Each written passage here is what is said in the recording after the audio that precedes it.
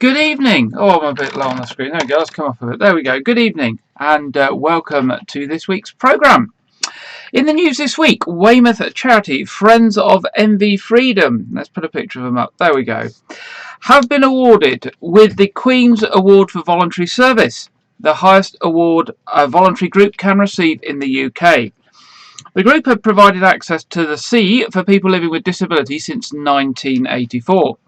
Recently, they've also taken delivery of their new boat, the fourth boat that the charity has had since it started in 1984. The chairman of the charity, Dirk Aldous, has said, "Our charity has carried tens of thousands of delighted passengers over the years, and for this honour and recognition on top of the delivery of the brand new boat could not have come at a better time. It's a huge tribute to the hard work and commitment of all our volunteers over many years, and particularly to the generous donations received from every element of the Weymouth and Portland communities and beyond." Friends of MV Freedom is one of 241 charities, social enterprises and voluntary groups to receive the prestigious award this year.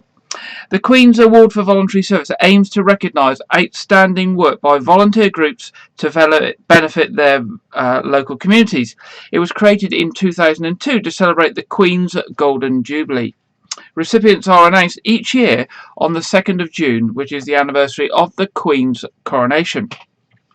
Representatives of Friends of MV Freedom will receive the award, which is a crystal an award crystal. It's sort of a crystal presentation thing, and the certificate from Angus Campbell, who's the Lord Lieutenant of Dorset, later this summer. Also awarded at the same time is Serve Wessex, the blood runners who operate in South Wiltshire, Hampshire and East Dorset, and also serve the Dorset County Hospital in Dorchester.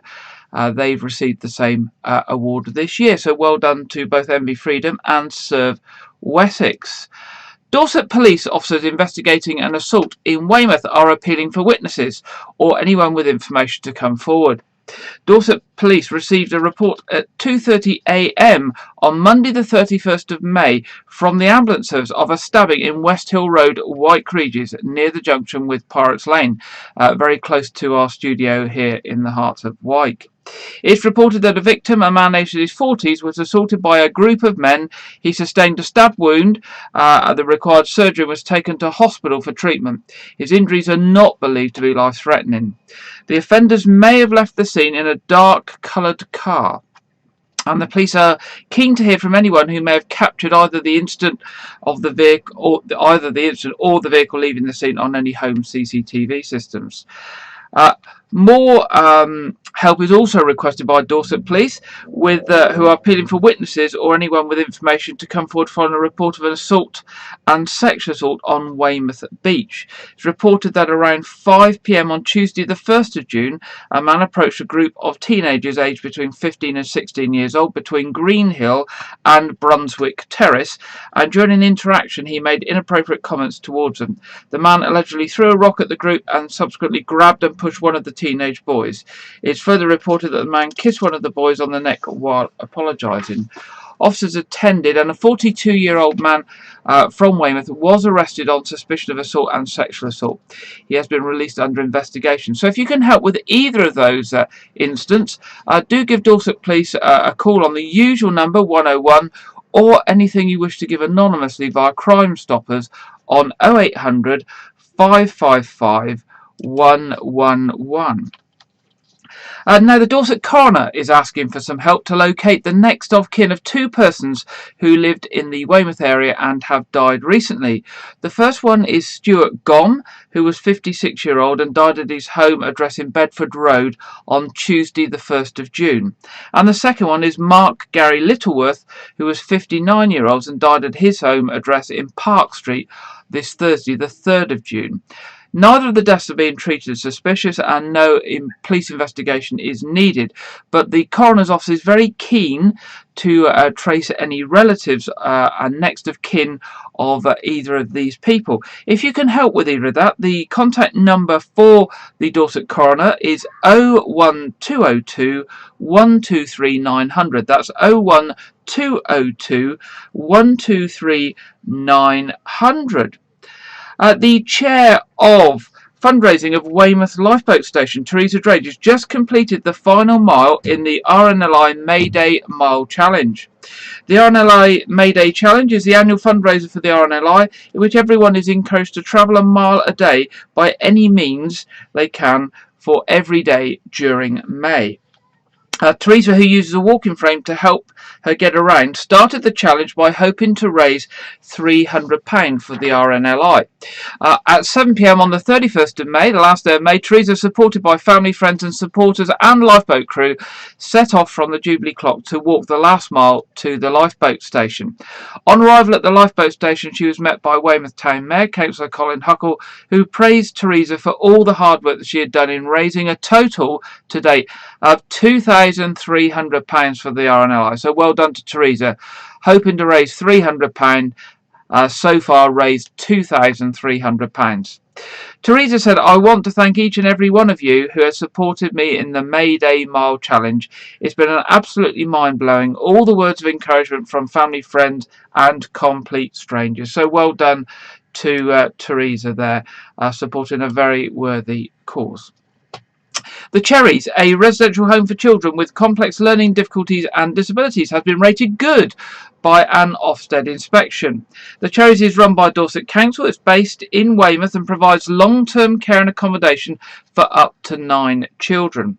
Ofsted visited the home in April and looked at the following areas: the experience and progress of children and young people, how well children and young people are helped and protected, and the effectiveness of leaders and managers. Inspectors said that the staff provided child-centred and consistent care. As a result, the children's experience care that is tailored to their individual needs, that provides them with security and stability and helping them to grow in confidence. A wide variety of opportunities and experiences are offered that promote each child's individual development and progress, and staff proactively plan activities that they know the children will enjoy.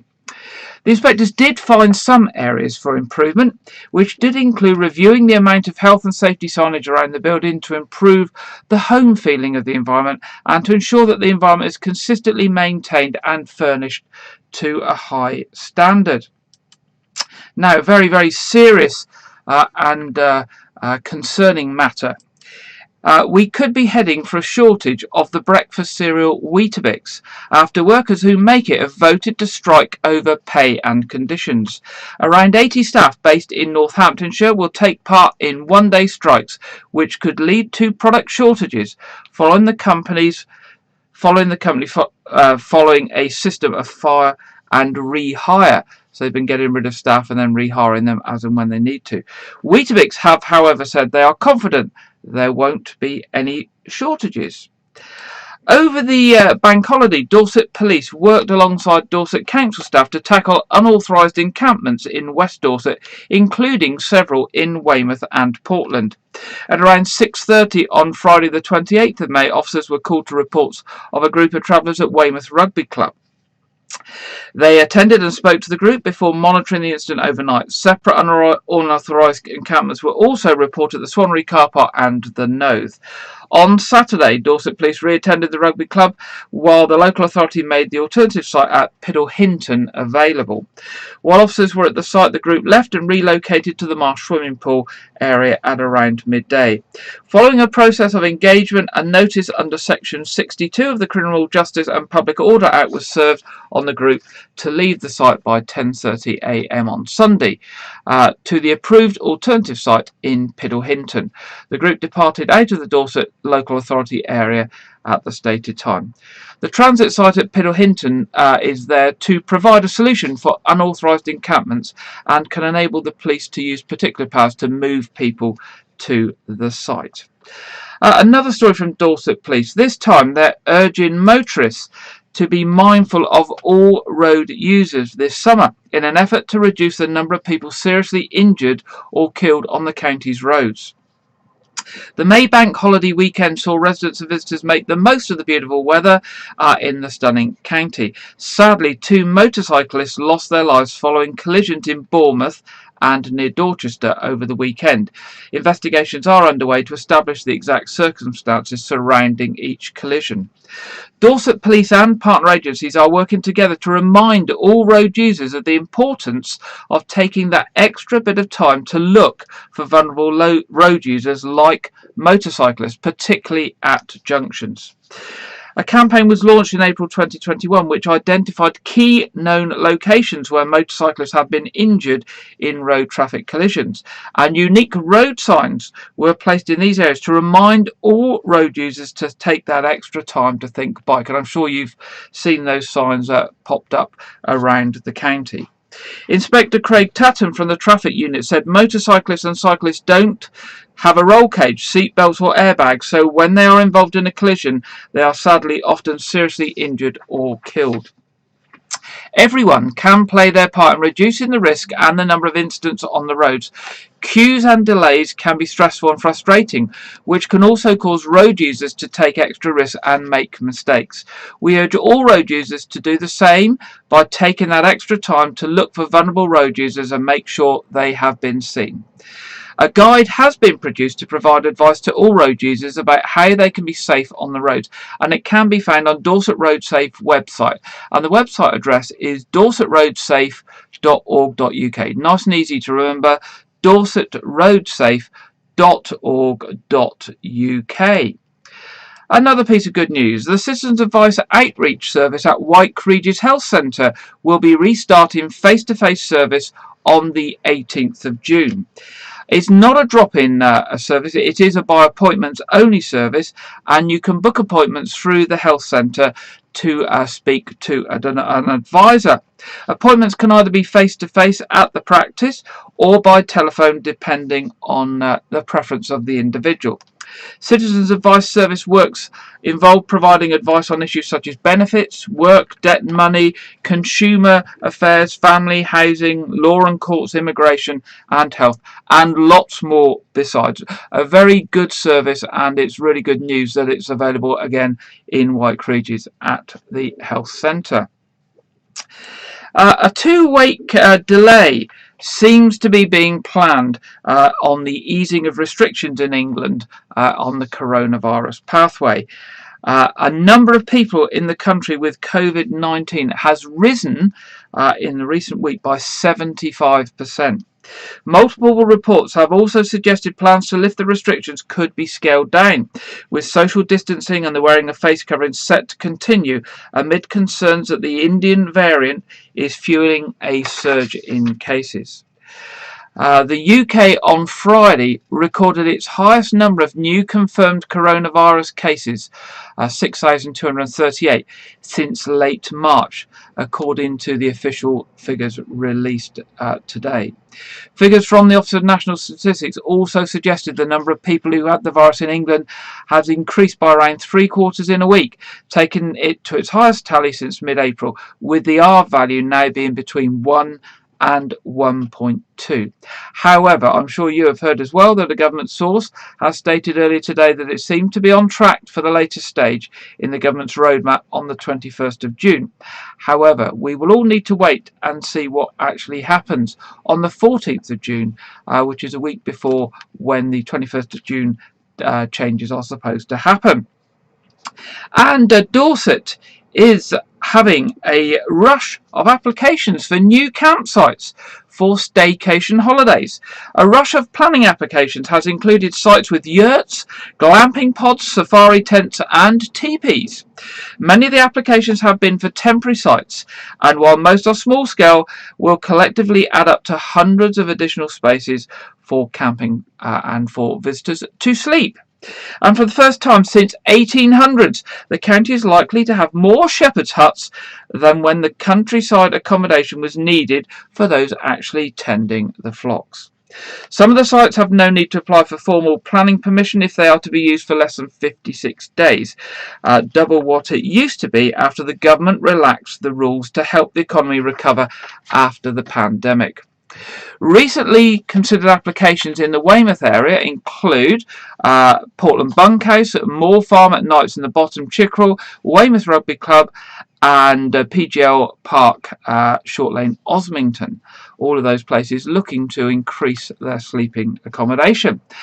And finally, in the headlines tonight, the last 10 days has finally seen the summer arrive, and it's been a busy time over last weekend, the bank holiday weekend, and this week, a school half-term week. Our harbourside in Weymouth has been busy, with the local pubs and restaurants doing well, and the beach has been really busy as well. And this looks to continue with the good weather over this weekend and for the week ahead. There are now new rules in respect of beaches across Dorset in place, including Weymouth Beach. And just so you're aware of what these are, the new rules prohibit dogs from accessing a number of beaches in Dorset Council area have now come into force, and they run all the way through to the end of the summer. Dogs must not go onto the sandy Weymouth Beach up to the Greenhill Groin from the 1st of May until the 30th of September. Dogs, however, are welcome all year round off the lead within an allocated dog exercise area at the pavilion end of Weymouth Beach. There are no restrictions on the Preston Beach through to Bowleys Cove. Dogs must be under control at all times. They must also be kept on leads on the promenades and footpaths, and owners must obviously clean up after their dogs. Failure to comply with the council's rules puts the owners at risk of a fine of up to £1,000. There are a number of beaches across the region, however, where dogs are permitted, and all the information is on the Dorset Council website. There will also be no horses allowed on the promenade or Weymouth Beach between 9 a.m. and 7 p.m. from the 1st of April through to the 30th of September. And from Friday, April the 2nd, no cycling on the promenade will be allowed between 10 a.m. and 5:30 p.m. And of course, most importantly at the current time, you will still need to follow social distancing measures and keep outside the 2-metre distance from other people whilst on the beach and whilst those arrangements are still in place. That's the end of our headlines tonight. Now, our first story, or first main story tonight, is about a national nature survey. It's called the Church's Count on Nature. Now, although it has church in the title, it isn't about churches themselves, and it isn't just for church people. It's a national nature survey about nature in churchyards. Churchyards are often a wildlife haven in the heart of our communities, and this survey looks to record what wildlife is in our nation's churchyard. Now, last night I met with Church Warden Jeff Thomas from All Saints Church, who has been putting together the Church's Count on Nature in White Regis, to hear about the survey and what is happening here in the heart of White Regis and how you can get involved. Now, I will say, when I run this video, I realised when I set it up, and it was too late to do anything about it, that there is a black section on the start. So I haven't gone off air. It will be blank for a few seconds before the video starts, and it was too late to edit it and take that out before we went live this evening. So here's the report with me speaking to Jeff yesterday evening in the churchyard at All Saints Church.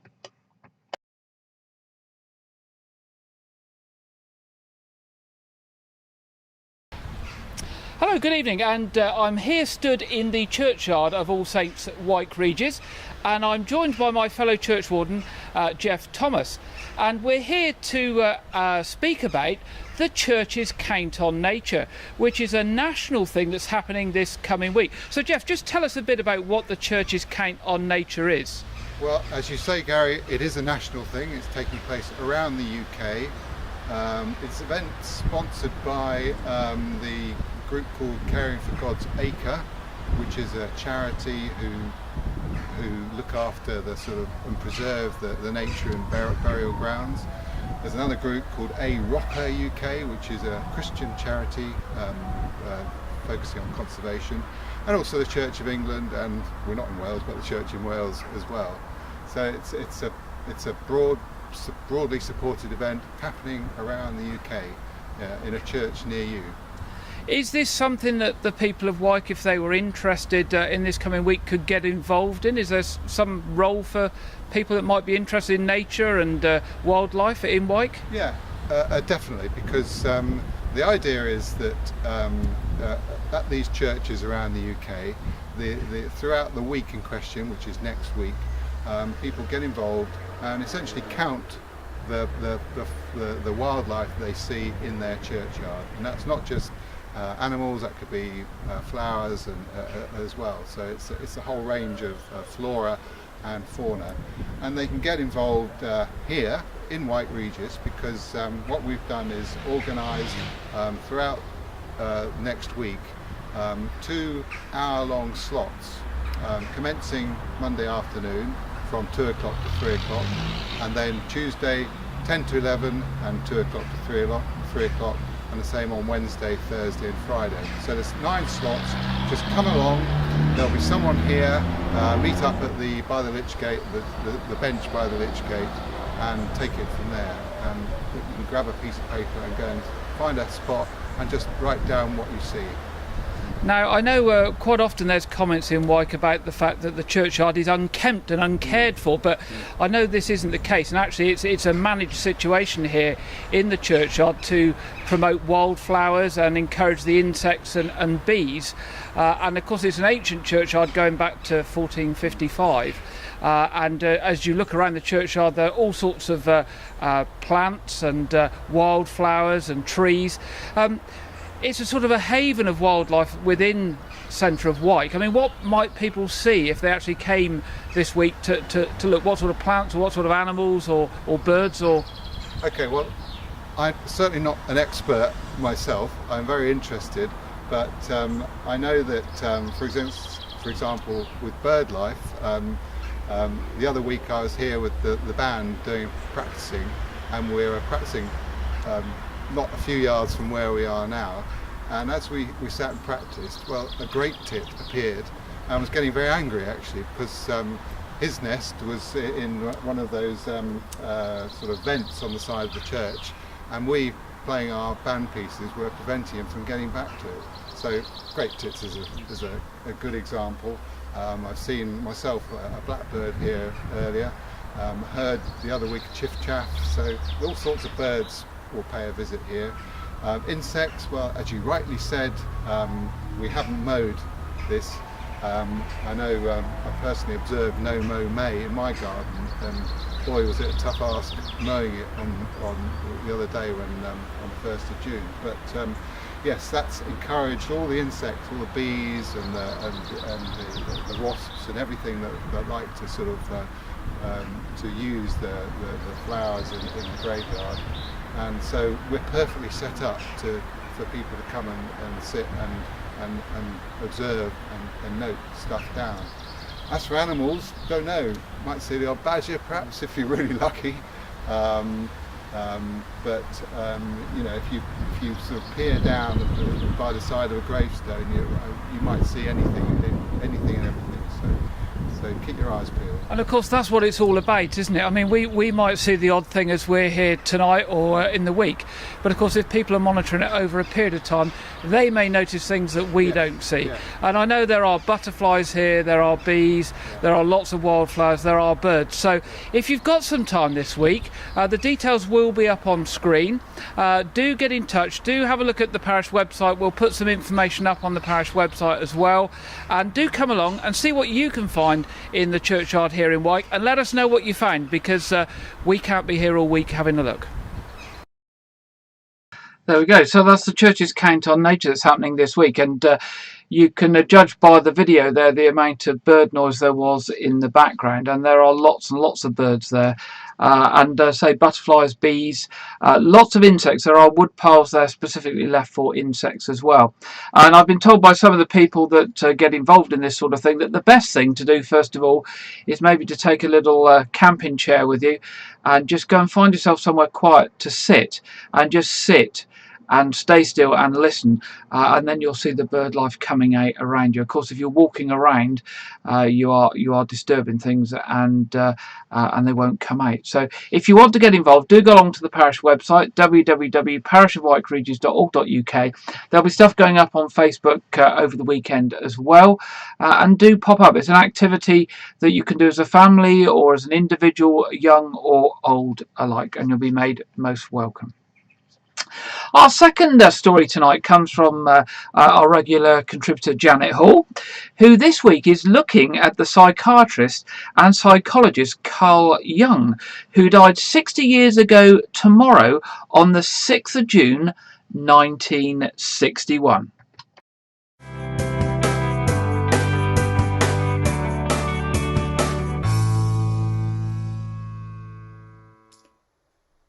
Tomorrow, June the 6th, marks 60 years since the death of Carl Jung, the Swiss psychiatrist and psychologist, who was the founder of analytical psychology. He came from a traditionally Christian family, being the son of an impoverished rural pastor. Early on, he had ambitions to go into the ministry himself. But instead, he created some of the most widely known psychological ideas, including synchronicity and the collective unconscious. Both he and his mother, Emily Preiswerk, experienced disturbing paranormal phenomena, which he was determined to explore and explain. Early in his career, he was championed and encouraged by the pioneering Sigmund Freud, who secured his appointment as president of the newly founded International Psychoanalytical Association. But they soon went their separate ways because their ideas were incompatible. Jung was disappointed at the schism, but it resulted eventually in the establishment of his own analytical psychology as an all-encompassing system separate from psychoanalysis. He published many books, including the highly controversial Answer to Job, which addresses the significance of the book of Job in the Bible. In it, he argues that while Job submitted to God's omnipotence, Job nevertheless proved to be more moral and conscious than God, who tormented him without justification under the influence of Satan. A study of Jung is not an easy task, but one theory of his which interests me is the shadow. Jung believed that the human self, as it grows up, learns to fit in, to socialize and to keep people happy. Parents, siblings, friends, teachers, bosses. In order to do this, we develop a social self, a mask, a face to present to the world. And the more we put the mask on, then the more we repress the other bits of us, emotions, feelings, talents, that are part of who we are, but we don't want them seen by others because we have been taught, or taught ourselves, that they are somehow unacceptable. This can include things like permission to express emotions, or to show originality, or to show ignorance, to admit that we don't know things. So we become guarded versions of ourselves, with a collection of stuff we carry round with us, getting heavier and heavier. This untouchable part of ourselves becomes hidden from other people and ourselves. So Jung calls it the shadow, an essential part of us, but one that we fail to integrate as part of the whole. He cautioned that it will always emerge, sometimes in unconscious acts or when we project things, good and bad, onto others. The shadow is everything within us that hasn't been allowed expression, and it can apply to nations, groups, and churches, as well as individuals. Sometimes we throw onto others the unloved bits of ourselves, which we try to hide or remove, and that leads to scapegoating. If we can learn to integrate our shadow, the bits of us we try to hide from ourselves, we will become better at relating to others, less touchy, less prone to react sharply with people, less distrustful. It's part of learning to love our neighbour as ourselves and not hate our neighbour as ourselves. At the end of his life, Jung was beset by illness, but in 1961 he wrote his last work, Approaching the Unconscious, which was published posthumously in 1964. Jung died on the 6th of June 1961 at Kusnacht. But his work carries on, and people are still studying it when they want to learn more about the human mind and how it works. Thanks very much, Janet. They're looking at 60 years after the death of Carl Jung. Our final main story tonight, we're going to be looking up at the skies. Now, we've been talking very much about nature tonight and in previous weeks, and we've talked very much about clearing up litter in our community and recycling and projects where people have gone out and cleared up litter to make our environment better. But have you ever thought about what's going on above us? This week, our reporter Lydia looks at the ever-increasing number of satellites going into space and the problems that this is bringing with space junk. There is nothing more that I enjoy on a clear night than looking up into the sky, looking at the stars and planets and watching for a shooting star or satellite crossing the sky. But what is really going on up there? Various media outlets are reporting this weekend that musician Brian Eno has said space needs to be given the same protection as Antarctica, or it will soon be full of junk. Eno, whose championing of technology in music and work with David Bowie has made him forever associated with space. In an interview with the musician, in the iNewspaper, he has said that the environment, here on Earth as well as up and beyond, is in peril because we've lost our ability to look into the future, with relatively little thought given to how our actions today will play out further down the road. Eno has said he does not understand why we have not treated space in the way we've treated Antarctica. With Antarctica, there are limits on exploitation. You have to get approvals and licenses to do things, and you cannot just turn up and decide to build something. In the interview with the Eye's Tom Borden, he said, "We recognize that Antarctica's a global resource that doesn't belong to anybody but belongs to everybody. Why can we not take that perception into space? It's a commons, it's not a private playground and a place to make a few more $1 billion. He went on to say, "People might say, what's the big deal about space? There's nothing going on out there." Well, in a way, that's the point. It's the place where we look out, see the rest of the universe and realize how incredibly special this planet is, he said. I think it's very important to be reminded of that. All the time, every night. Brian Eno is part of a growing movement of people concerned by plans to send around 100,000 satellites into low Earth orbit in the next 8 years. This is an extraordinary increase from about 2,000 circulating the world at present. It has also raised fears about frequent space collisions. Eno also feels it will also spoil the experience of stargazing, with each binocular view of the night sky expected to contain 10 disproportionately bright moving dots, and astronomers' photographs will often contain a series of streaks, as the satellites cross the sky. Most of the satellites are used to improve internet coverage.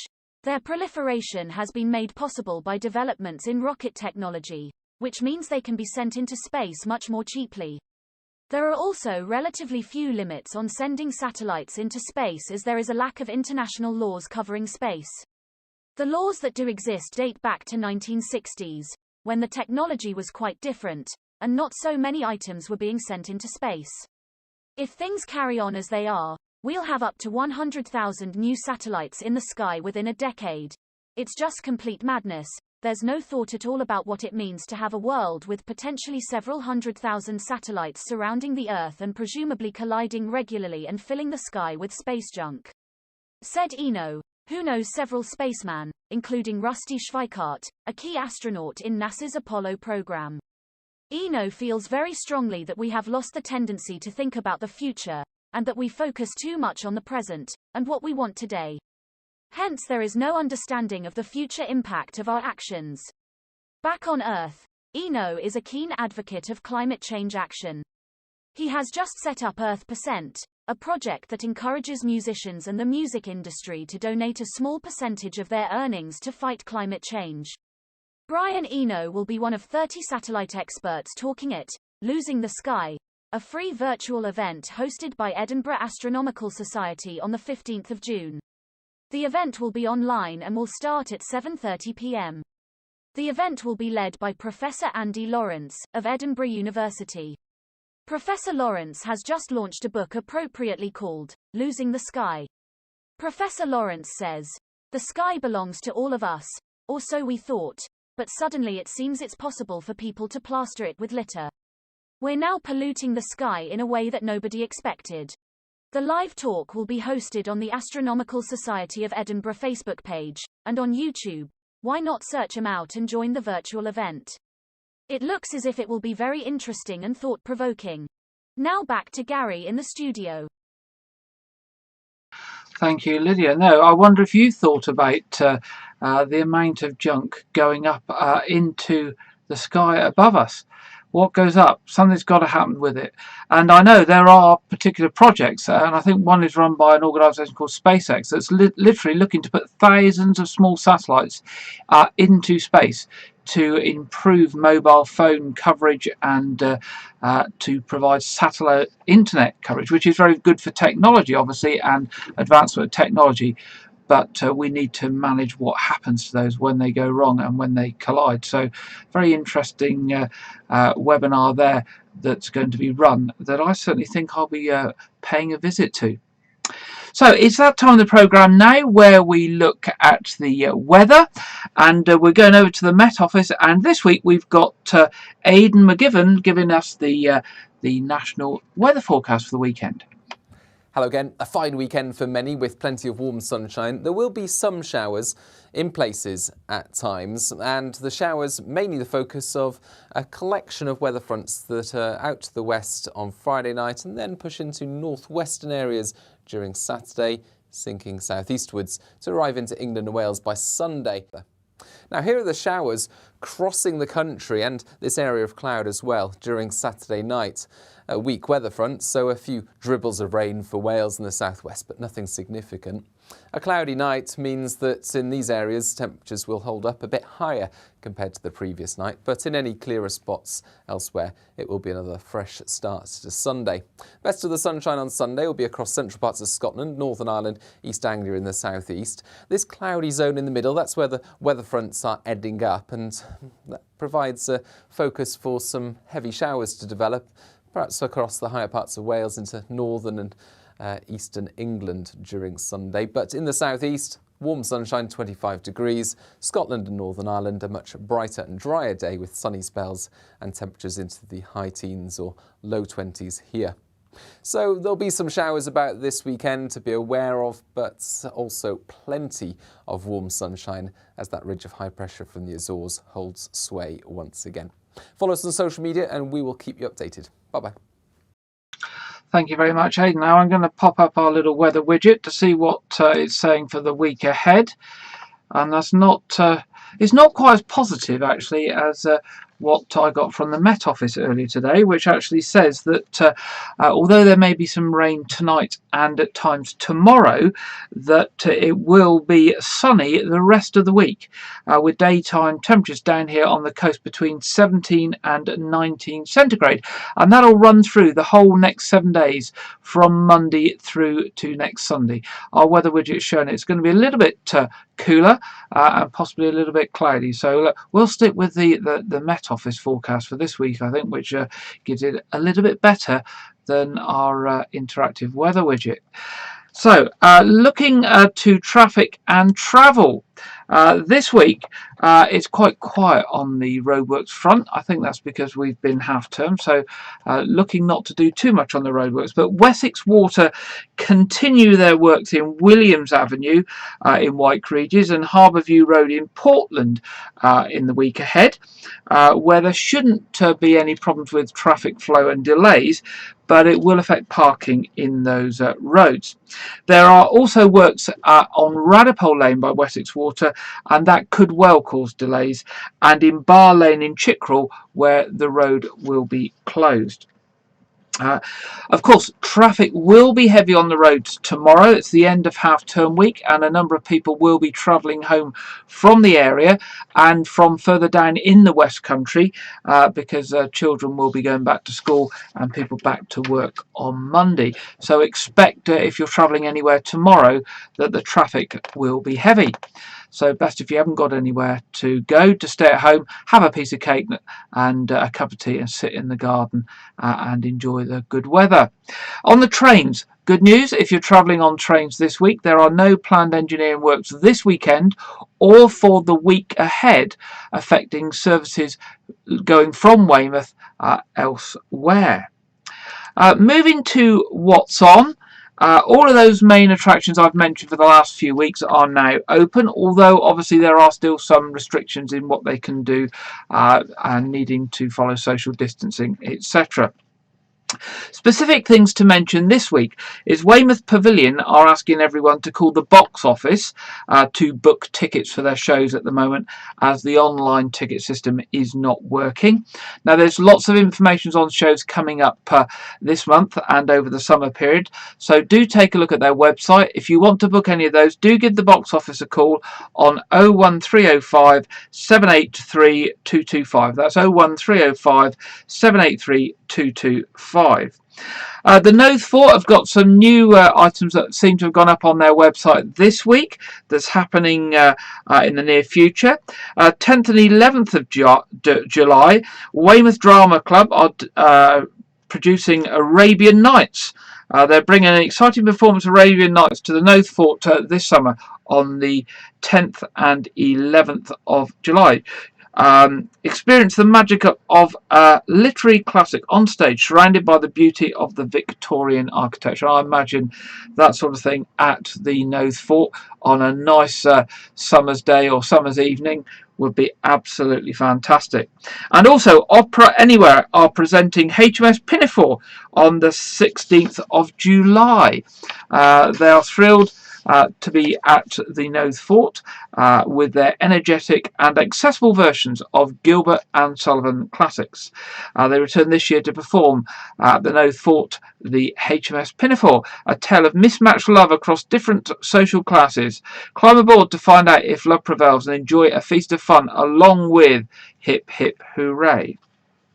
Of course, also don't forget, we mentioned last week that Dorset Museum reopened last weekend after it has been shut for a couple of years for major refurbishment.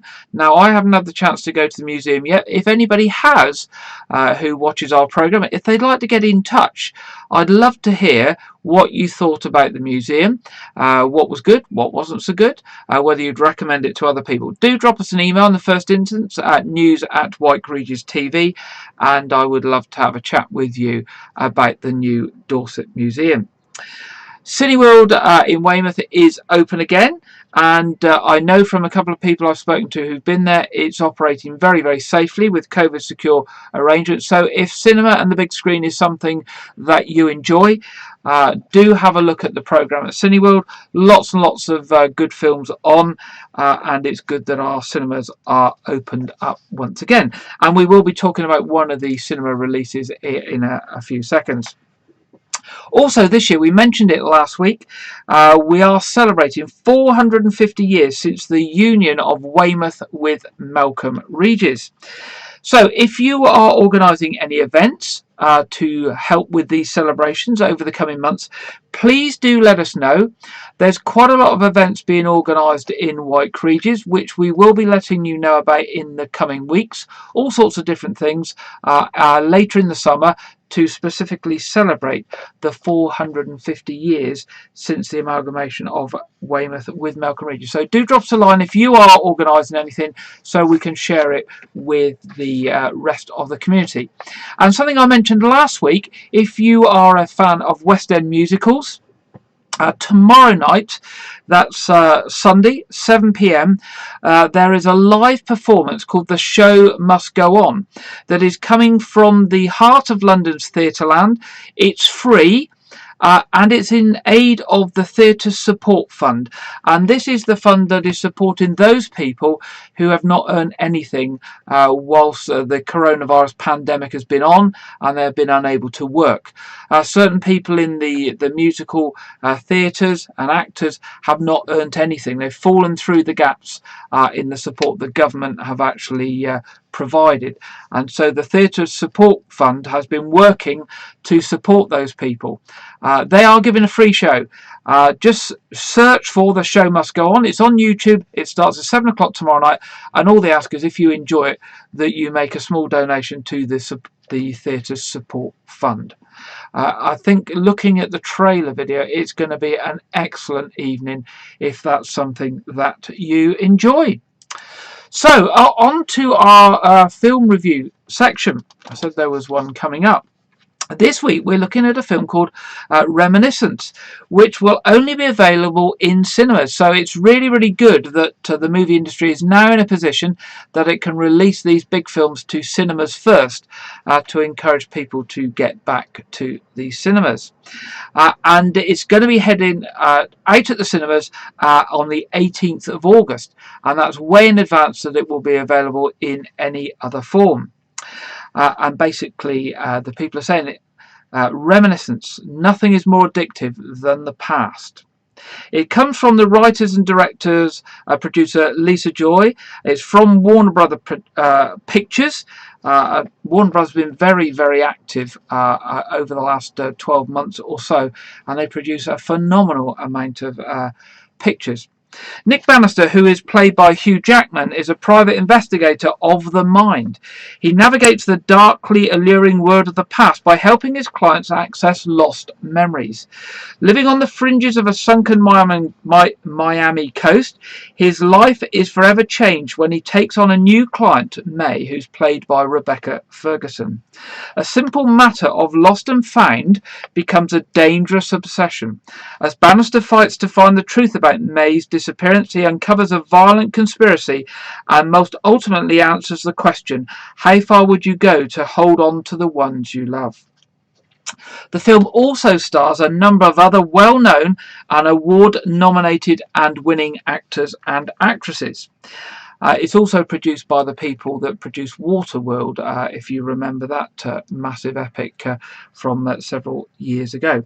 The film will be distributed worldwide by Warner Brothers Pictures. It's set for release in cinemas on the 18th of August. And here is the trailer. You're going on a journey through memory. All you have to do is follow my voice. We're closed. I know, I'm sorry it's late. We have time for one more job.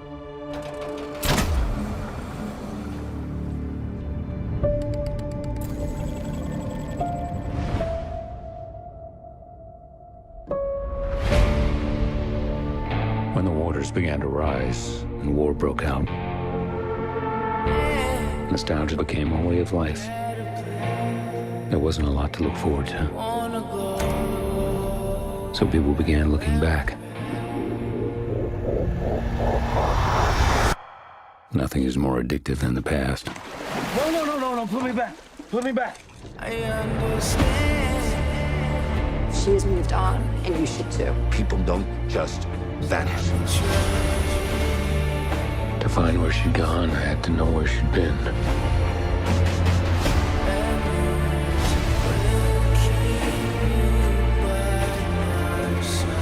Was she running from the past? Or racing back towards it? How much did you really know her? How much did you love her? Who was she? Who was she but not with me? You think you want answers? Well, you don't. Where is she? Where is she?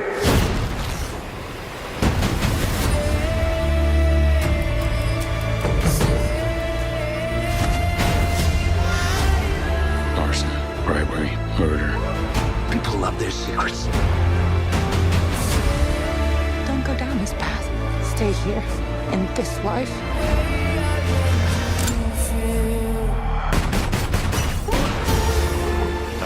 blind eye to plenty. I have to do this.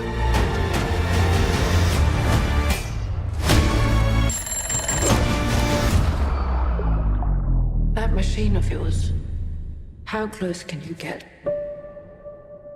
before the illusion's broken?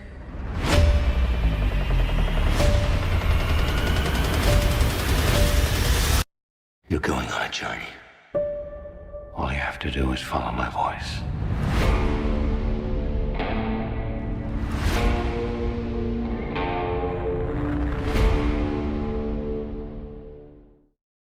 There we go. That's Reminiscence, only available in cinemas from the 18th of August.